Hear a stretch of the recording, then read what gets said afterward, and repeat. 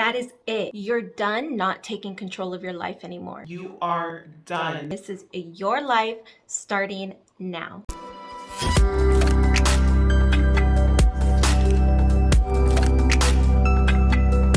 Hola, my beautiful lotus flowers. Welcome back or welcome to my channel. If you're into nerding out on everything astrology, spirituality, and self-transformation, this is the community for you. Today we are talking all about resetting your life for 2024, or whenever you are watching this. You can apply this to your life whenever you want. You can reset whenever. Okay, this does not have to just be for the new year, but I know this is the time of year that this topic is highly requested, so that is why we are here today. I want to start by talking a little bit about my intention behind calling this video a life reset and a reinvention video.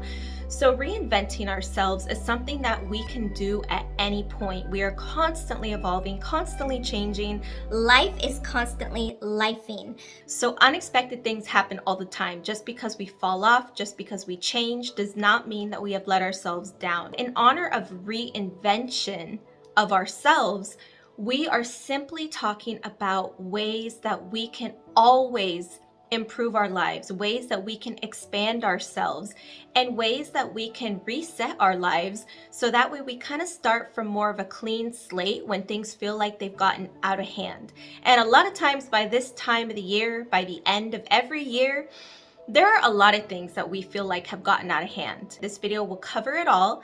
We'll talk about some ways to reset your life physically, some ways to reset your life mentally, and then lastly, ways to reset your life spiritually.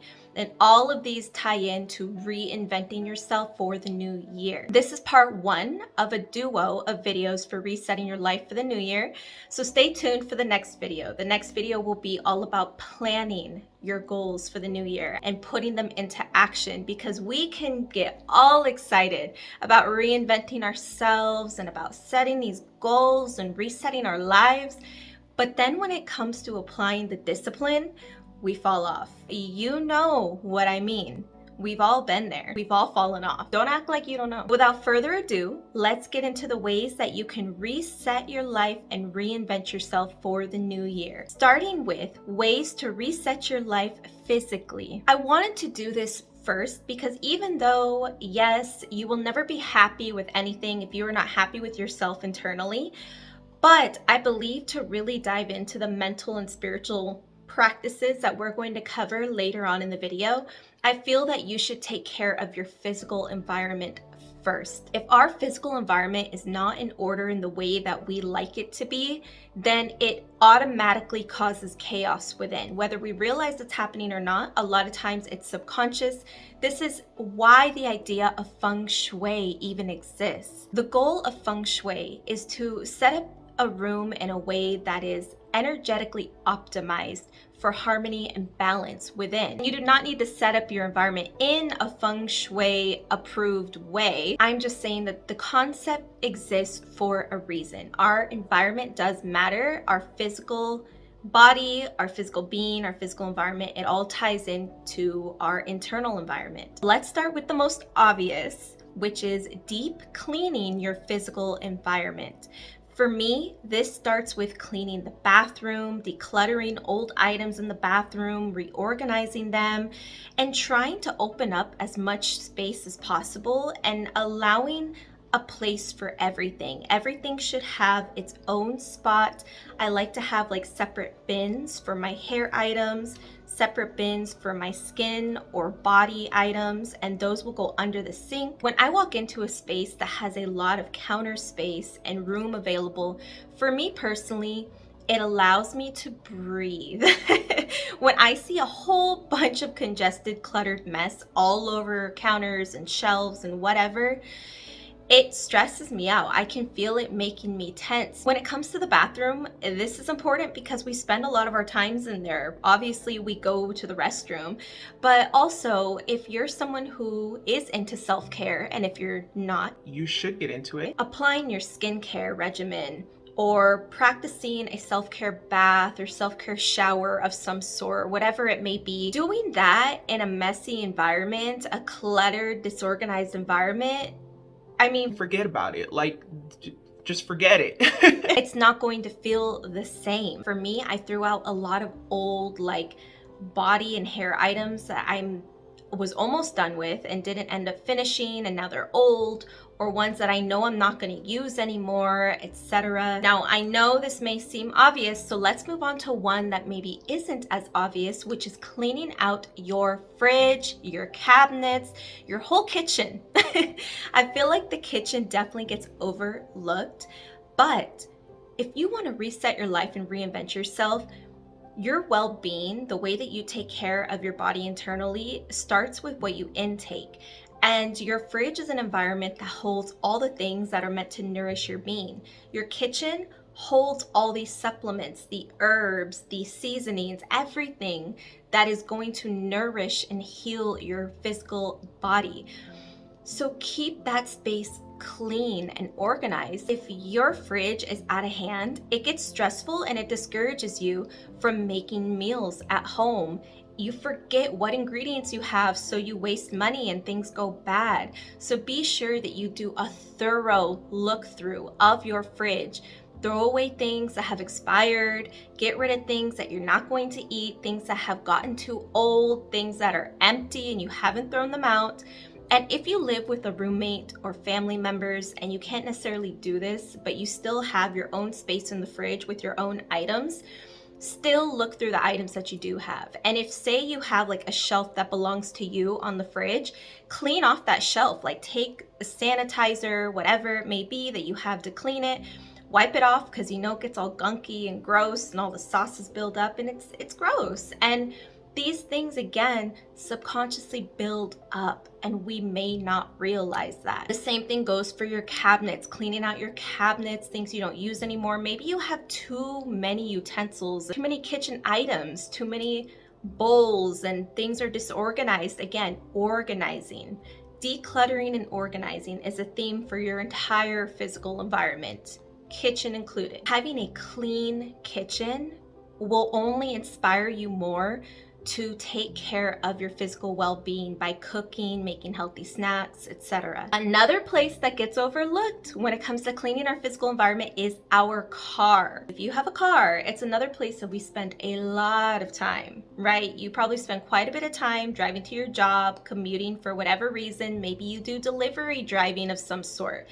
Whatever it may be, our car is one of our physical environments, and it's important to treat it the same as you do your actual home environment.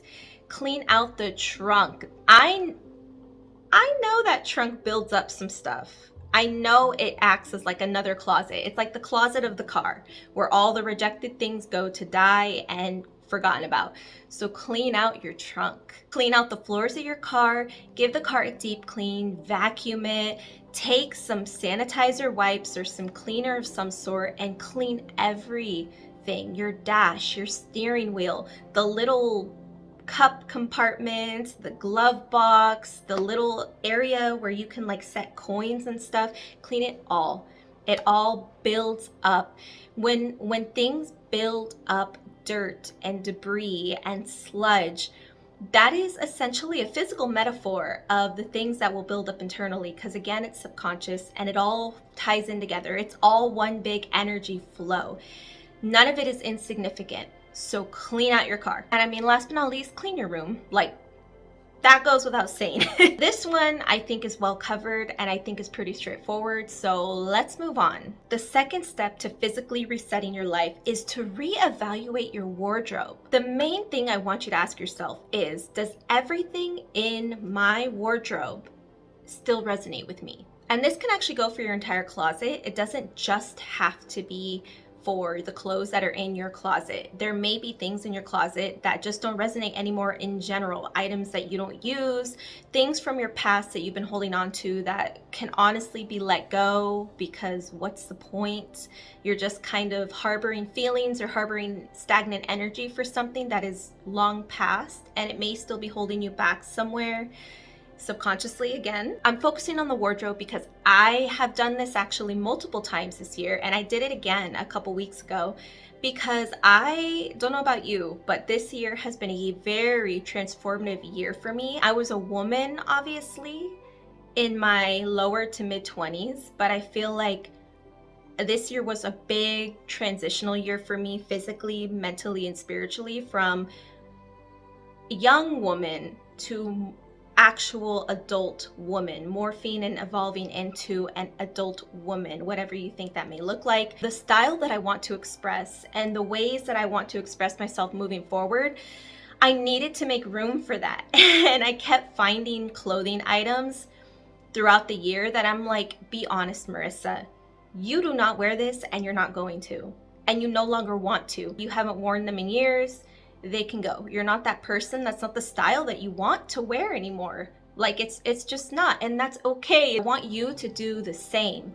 Shoes, clothes of all sorts, whatever doesn't resonate with you, because now by clearing out that space, you make room for the self that you want to be, the future self that you have envisioned. You have room for that because you are not holding on to your past self in physical ways, such as through your wardrobe. The third physical step for resetting your life is to physically pamper yourself. I want to clarify that I don't believe if you physically pamper yourself and you don't do any of the inner work that you're going to be perfectly happy. That's not true. They all go hand in hand. That's why this video covers physical, mental, and spiritual. But I do 100% endorse the value behind taking care of yourself physically. And a lot of times by the end of a very stressful year, whatever you may have gone through, you have kind of swept your physical care under the rug, and it doesn't feel good. It does not feel good to not take care of ourselves in some way. It's gonna look different for everybody, but baseline, nobody feels good about not taking care of their physical self. Nobody. If they say that they don't care, They're lying. they're in denial. Seriously. Some ways that you can pamper your physical self and kind of revamp your confidence and make yourself feel refreshed on the outside, because just how we cleaned our room, our bathroom, our car, etc., we essentially want to like cleanse ourselves physically. So I highly recommend getting a facial. If you can get a facial, even just a simple one, just a simple facial, if you can splurge just a little bit on doing that, do it, because facials change everything. They are so good for you. It's kind of like how you have to get certain health things done periodically, such as teeth cleanings. Getting a facial is something that should be done periodically, but unfortunately it's considered a luxury, even though our skin is so important. But it is essential. It is so essential. It's so good for us. It's so good for your lymphatic drainage, for your skin barrier. It is so many benefits, and it makes you feel amazing. Or you can get a massage, splurge on getting yourself a little massage. You can get yourself a new haircut. Cut your hair into the style that you've been afraid to try. Cut your hair in a new way, or just cut your hair and get it revamped a little bit, zhuzh it up, or finally get that color you've been wanting to get and you've been afraid of getting. Do it, because you will feel so good about taking care of your physical being. If you don't want to splurge on external services, what you can do is have an extensive self-care day or just a self-care night at home. A day or night where you light candles, light incense, put on your oil diffuser, you watch shows that you love, dramas, movies, whatever it might be. Put on shows that you love or music that you love. Take that everything shower, that shower where you exfoliate, you scrub, you moisturize, you shave, and then do an extensive skincare regimen. Have masks to put on your face. Do some, high frequency wand, do gua sha, like have at least one night where you really just enjoy taking care of yourself. It is a ritual in and of itself. We talk about spiritual rituals on this channel, but that is a spiritual ritual that is highly underrated. It's truly a spiritual experience to take care of your own body and to adorn your own body with love and kindness. The last physical reset tip that I have is to get back into a routine that includes exercise or movement, and or reevaluate the type of exercise you want to do. So if you don't have any movement routine anymore, like you're not even stretching, which I recommend letting that be your segue back into an exercise routine, is doing some yoga in the morning or the evening just to start you off. But if you don't have a movement routine at all, how can you start to create one? This is essential in resetting and reinventing yourself, because movement is another very important practice to nourishing ourselves, nourishing our life as a whole. It has a beneficial domino effect on so many areas of our lives, but starting with the physical, it helps our skin, it helps our body, it makes us feel more alive, more energetic, more vibrant. How can you start to put movement back into your life? Again, even having just a daily stretch routine, that alone will be so powerful and you'll notice a big difference. But if you already do have a movement routine and you've stuck to a certain type of exercise or movement, but you're feeling bored or like you've hit a plateau, reevaluate, just the way that we reevaluated our wardrobe and some things didn't resonate with us anymore. Maybe the movement routine that you have in order doesn't resonate with you anymore. There are so many ways that we can nourish our body with exercise, so many forms of exercise and movement.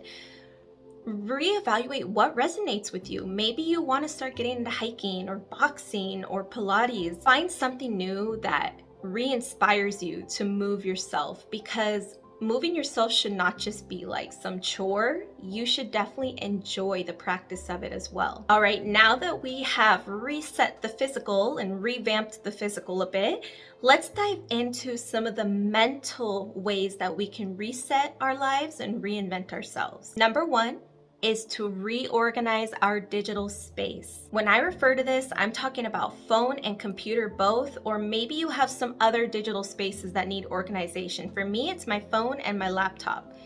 Delete unnecessary files, create folders to organize the files that you do have, the pictures that you have. For me, I organize mine into 2023 material, like memories from 2023, certain trips. I had about 500 pictures and videos of animals, and I had to put those into their own folder.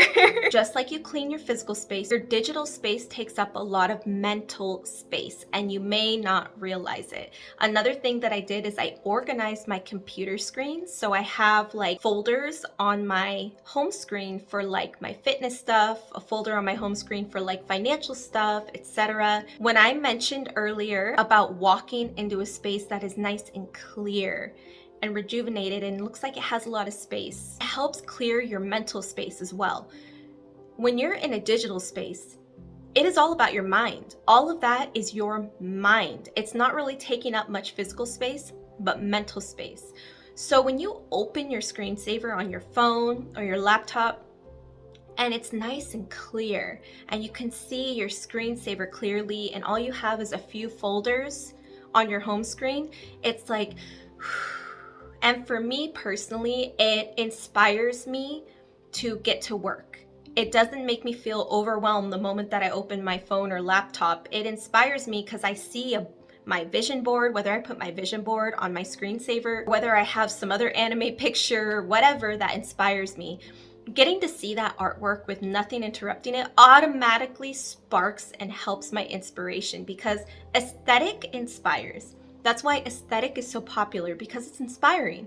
So when you can actually see your aesthetic rather than a whole jumbled mess of a bunch of stuff, it's inspiring. And again, that feeds into your subconscious, and that feeds into energizing you and motivating you to get things done when you enter your digital space. Second on the mental life reset list is organizing finances. I know, I really dislike anything financially related. I am a creative.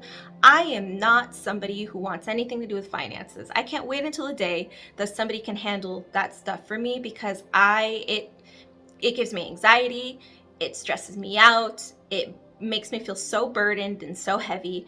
But that's even more the reason that we need to take care of it. And something that I really did this year is really focused on organizing my finances. Trust me when I say that you will feel 100 times lighter when you actually have mapped out what you have going on with your finances and you actually know what's happening, rather than letting it stay a chaotic, crazy tornado in your mind of like, oh yeah, that bill, and oh yeah, that debt, oh my student loans are starting again.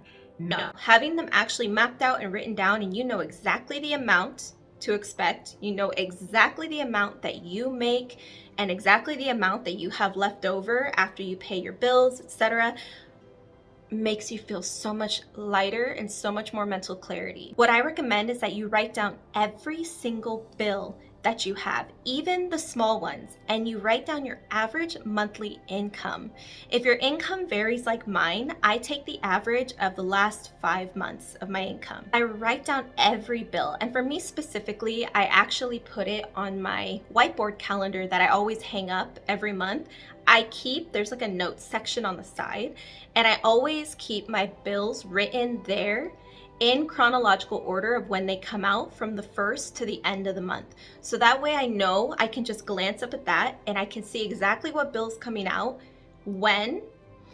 So that way I'm never guessing. But keeping this list in a visual place of some sort, whether it's on a dry erase board if you have one, whether it's on a piece of paper that you hang up, whether it's somewhere that you open every day that you'll see, or somewhere that's easily accessible. Keep that list somewhere that is easily accessible and visual to you. What I also put on that bill list on my dry erase board is I put my average monthly income, and I put approximately the amount that I'm left over after I pay all my bills, so I know about the extra net income that I have every month, because I like to have that in mind so I know about how much extra I have to spend on other things. So this brings us into setting up a plan to pay off collective debts. I want to make sure that when I mention this, I say that you stay within your means when you're paying off debts. When we see that, by the end of the month, we have like $500 to $1,000 left over after our income pays all of our bills, right? We're like, wow, I'm gonna put 500 of that towards debts. And then come to find out, you were kind of biting off more than you can chew. It seems like you have so much money left over, but in reality, there's emergency payments we end up having to make every month. Things come up with our car, things come up with family, with friends. Life is life, right? It's unexpected. A lot of times that money is not as much as we think it is. So you want to be realistic about the amount of money that you can put towards your credit card. Obviously, you have to make minimum payments, right? But if you can actually afford to make a little bit more than those minimum payments, do it and set them up to recur automatically. So that way you know when those debts are going to be paid every month. And those need to be added to your bill list so that way you don't forget about them and you remember them. But for a while, I didn't have a system to paying off my debts. I had some floating in areas where I was like, I forgot about that debt or whatever. It was a mess. Don't do that. Take control of your debts so they don't forever take control of you. Then, if you still have money left over, put some into a savings account and set it up to come out automatically. I have 10% of each automatic deposit that I get from my job automatically going into my savings account. And I actually opened up a separate bank for my savings account. For me, I decided to use SoFi. This is not sponsored whatsoever. But after extensive research, and this has worked for me, I'm not a professional, so take this with a grain of salt, but SoFi is what I've been using for about a year now. The reason is they have a high APY, which it's great to have an APY where you're actually earning interest on your savings account. So I have my deposit go into my checking with the original bank, and then I actually have 10% of my deposit from work go into that SoFi account. And with SoFi, you can break up your savings account into vaults too. And the vaults are specific sections of your saving account where you can allocate funds to go towards different things. Like you can have an account set up for fun. You can have a vault set up for Maybe you're saving up for a new laptop or something. You can set up a vault for that. And you can set up a vault for like emergency funds. So you can break up your savings into categories. And I love that. And that has helped me so much. I can't believe how much, the first like few months I had this account, I couldn't believe how much I already saved. I'm like, dang, I have been blowing all that money that I could have been saving this whole time just because I simply didn't automatically allocate it to a savings account. I just kind of spent it because it was there, you know? Finances are not fun for most of us, but you can make it a little more fun. So say, since we're talking about going into the new year, say there's something fun that you want in the new year. Maybe there's a festival you want to attend. Maybe there's a trip you want to go on. Maybe you want your first tattoo. Set up a plan to save for that too. You don't just have to put your money towards all of the adulty, responsibility, boring stuff, right? You can have something for you, and you absolutely should have something for you. You work so fucking hard for your money. And you should spend it on something that makes you happy. Whatever it is that you want in 2024, look at how much it's going to cost and figure out about how much you need to save every month into your savings account for this particular thing, and start saving that much. Again, be realistic, but start saving that much, and you'll be surprised by how much you end up saving. Whereas before, you might have sporadically spent on it or splurged on it when you couldn't afford it, or you might have used a credit card when you shouldn't have. Now you actually have the funds allocated for that thing. And this makes saving your money and getting a hold of your finances so much more fun, because you know that if you're getting a hold of your finances, you will be able to now afford the things that you want, because you know how much money you have to spend on the things that you want. If you're enjoying this video so far, don't forget to like, subscribe, and hit the bell so you don't miss future videos like this one, including part 2, which is the goal planning video, where we plan out your goals for 2024 together. And leave a comment down below about a resolution that you have for the new year and something that you're hoping to do if you want to share, or you can just share which of these steps you're going to introduce into your own lives. Whatever it is, let's chat below. I love talking to you guys. Third on the mental reset list is incorporating daily movement back into your routine. I just wanted to mention this again, even though we already talked about it, because it is that important.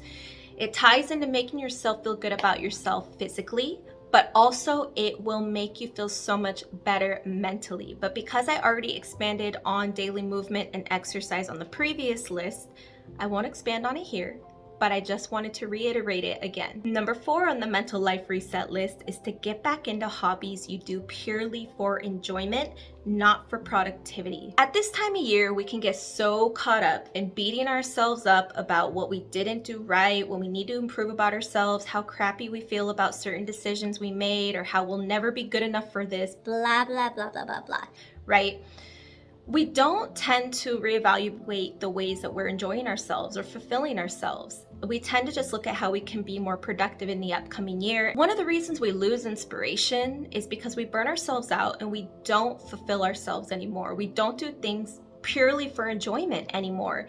And that's definitely a quick road to failure and becoming uninspired and just crashing and burning once again. My whole life had revolved around being an artist for years in my childhood, and the only reason I kind of fell off of that is because everybody kind of pushed me towards academics more so than arts and creativity.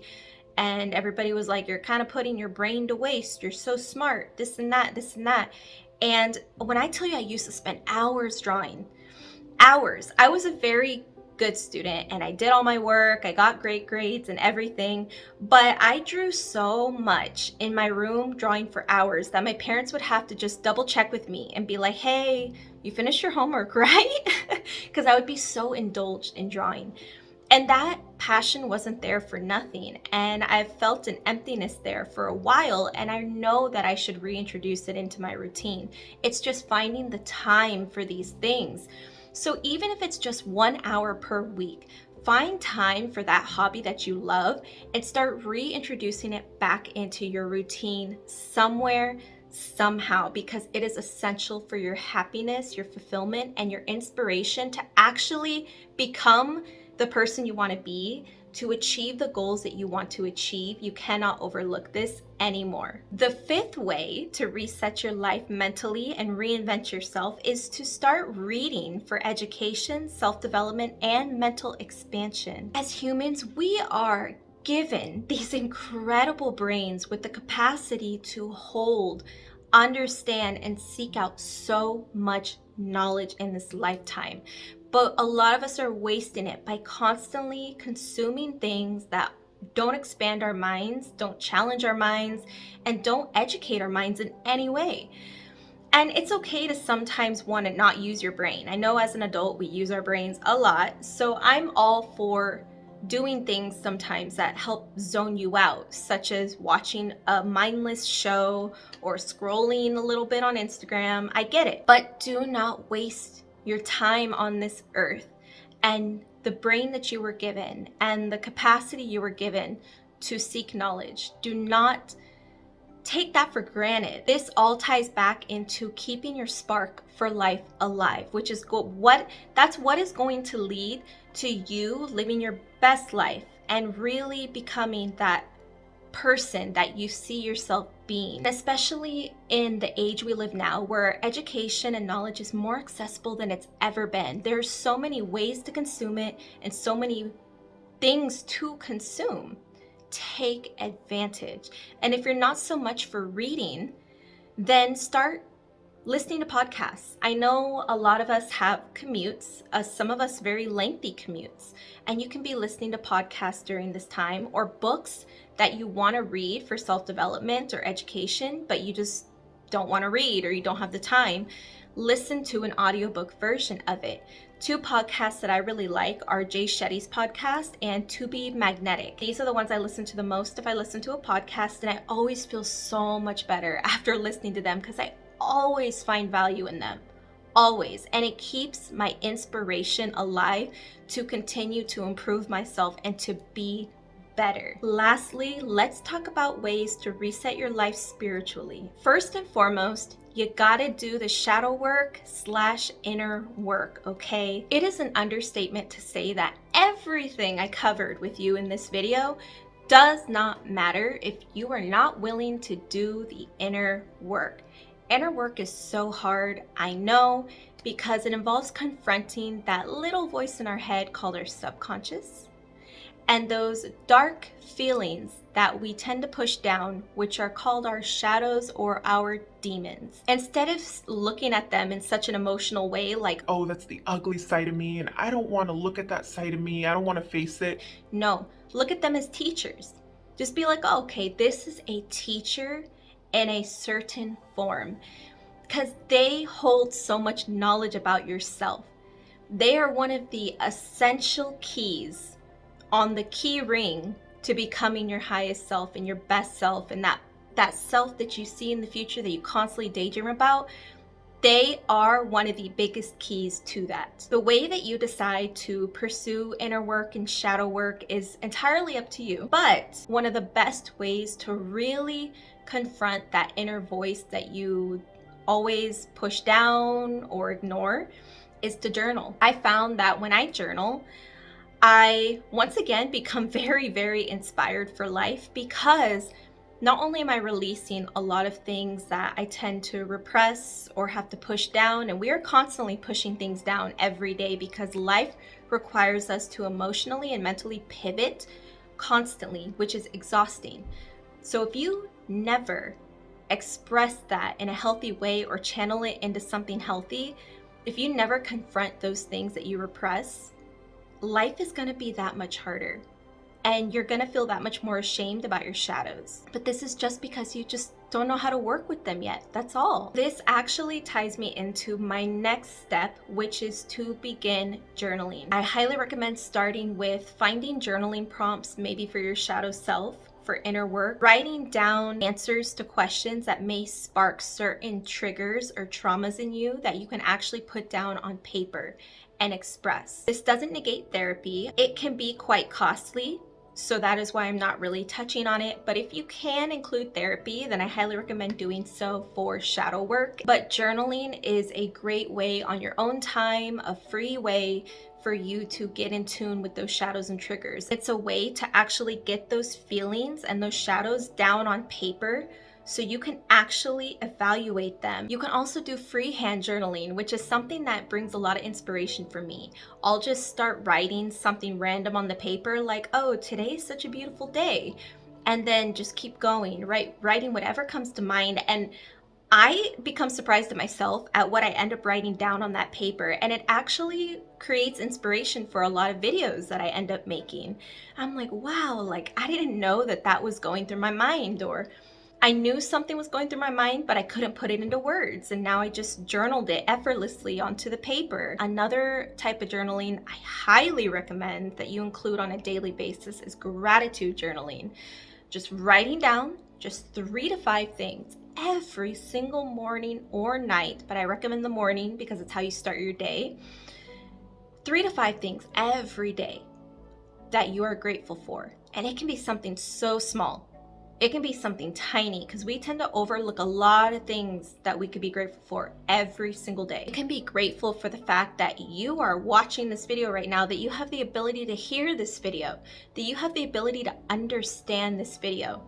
Because not everybody on this earth right now has a brain that is fully functioning in a way that allows them to watch entertaining footage or to watch videos and perceive the knowledge the way that you're doing right now. That is something to be very grateful for. So finding things that you're grateful for every single day is so powerful, and it's another thing that keeps that spark towards life alive. Third spiritual life reset step that I have is to reintroduce or introduce meditation or yoga into your routine. You may have heard this time and time again, maybe you haven't, but meditation and yoga are essential practices that have been proven to reduce stress, anxiety, and help with mental clarity. It utilizes your breathing and your bodily movements to lower your stress levels, to slow down your nervous system. This is another reason that meditation is correlated with anti-aging as well, because one of the reasons that our skin becomes drier and more wrinkly, etc., is because of raised cortisol levels. When we're constantly stressing ourselves out, we're never slowing down, it's going to show up on our skin. Meditation actually helps reduce all these effects of stress because it's forcing you to stop and breathe and slow down, and it physically slows down your nervous system and calms you internally. And the reason that I mention yoga is because yoga is a kind of a form of meditation. Sometimes when I feel overly anxious, because I do have times where I feel very, very anxious and I just cannot fathom the idea of sitting down for meditation, yoga has been a great introduction into my life because it does a similar thing to meditation with slowing down the nervous system, but it keeps you in motion. It involves movement that preoccupies that restless energy that's in my body at that moment and actually channels it into calm yet productive, active, and healthy movement. And it brings the same amount of mental clarity as meditation does. Just know that it'll also take time. You won't just magically the first day you do meditation or yoga be like, Oh my gosh, I'm so zen and I'm so calm. these things take time. But that's another thing they teach us, is to slow down and take our time. The main thing I want you to remember after watching this is that you do not have to do it all at once.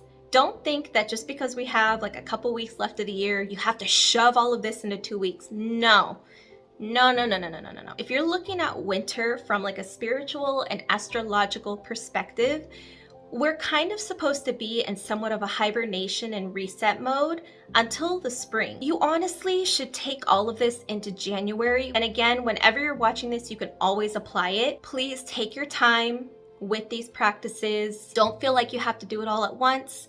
Just even the fact you're watching this video is powerful because it means that you already have the awareness and the desire to do these things. So now it's just putting them into action little by little. Once again, if you enjoyed this video, don't forget to like, subscribe, and hit the bell. That way you don't miss part 2, which is the goal planning video. Be sure you're staying tuned for that. And leave a comment down below about your New Year's resolution for 2024, or if you don't want to share, again, just talk about which of these steps you're going to introduce into your life and which one you're most excited about. I love to talk to you guys. Until I see you guys next time, you can watch these videos that'll help you even more on your astrological and spiritual journey. But until I see you guys next time, thank you so much for being here. I appreciate all of you more than you know. Adios.